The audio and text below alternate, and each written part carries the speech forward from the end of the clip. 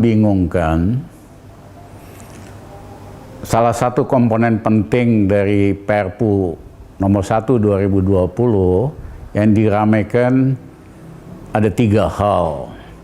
Satu, hak budget itu menurut Undang-Undang Dasar kita ada di DPR. Kok DPR bisa-bisanya ngasih hak budget itu selama 3 tahun kepada pemerintah?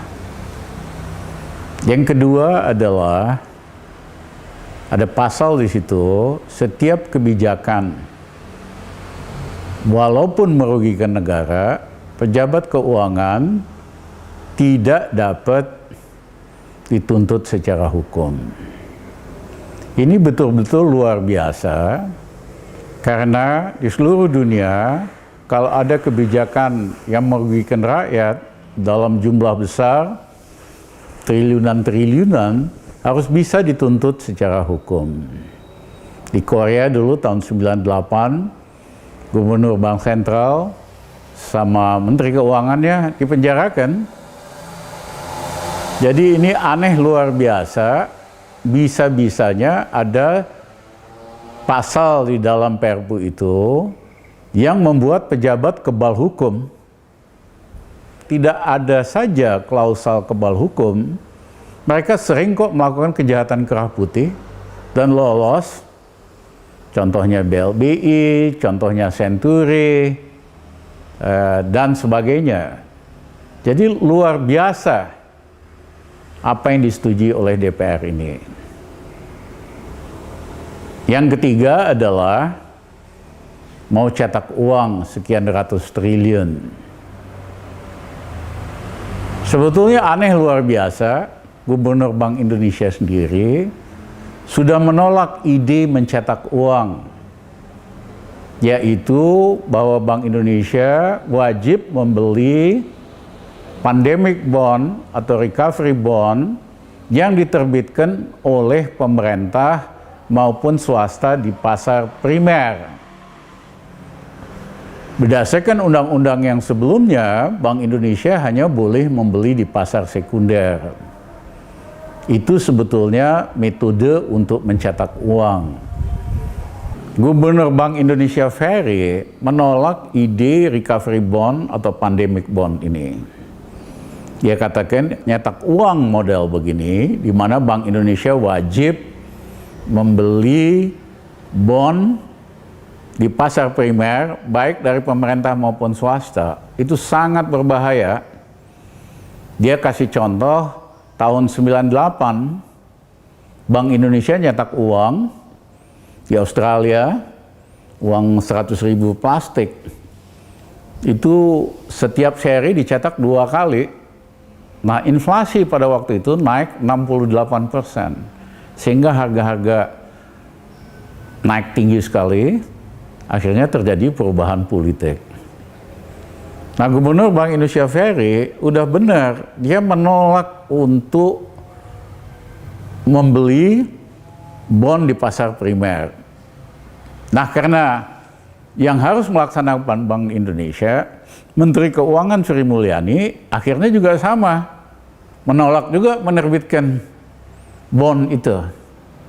Nah, ini kan ajaib luar biasa. Bank Indonesia udah nolak, Menteri Keuangan nolak, DPR malah nyetujuin. Ini gelok banget DPR-nya. Iya kan? Bener-bener udah nggak ngerti, sok tahu, iya kan? Nggak ngerti dampaknya, nggak ngerti konsekuensinya, main setuju apa yang oleh Gubernur Bank Indonesia dan Menteri Keuangan udah ditolak. Memang nggak salah kalau Gus Dur katakan dulu, DPR ini kayak taman kanak-kanak aja.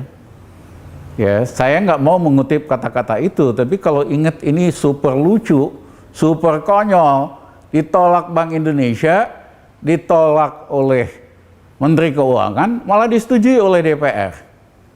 Karena mereka nggak ngerti bedanya, ya kan, menerbitkan bond dengan nyetak uang.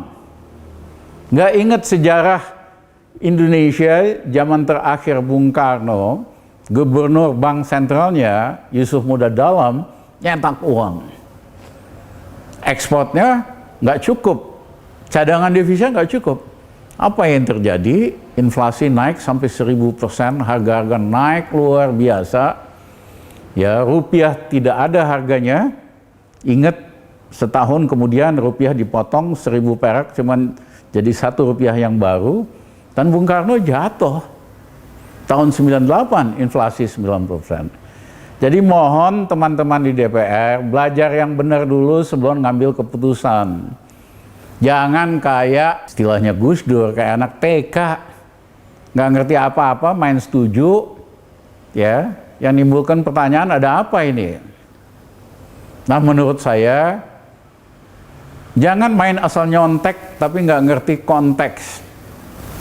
Banyak yang ngomong-ngomong begini, dia nyontek ide quantitative easing, pelonggaran moneter di Amerika. Di Amerika nggak ada masalah, karena Amerika bisa nyetak uang dolar berapa aja, 2 triliun dolar dijual di luar negeri. Satu-satunya negara yang bisa melakukan itu, karena posisi Amerika sebagai mata uang cadangan, reserve currency.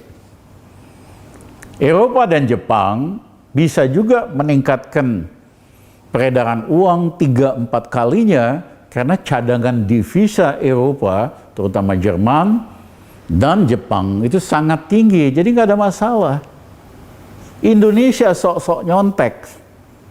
Apa yang terjadi? Cadangan devisanya setahun terakhir kebanyakan dari minjem,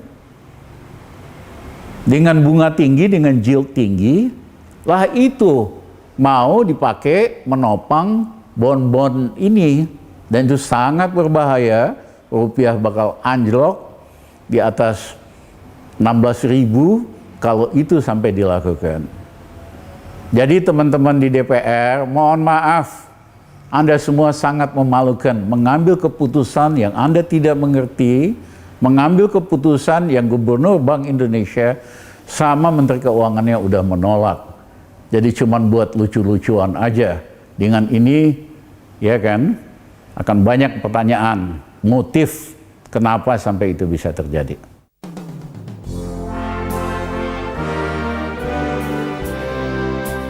Terima kasih Anda masih terus mendengarkan Bravos Radio dari Batu Ampar 1 nomor 6 Kramat Jati, Jakarta Timur. Bravos, Bravos, your digital radio station.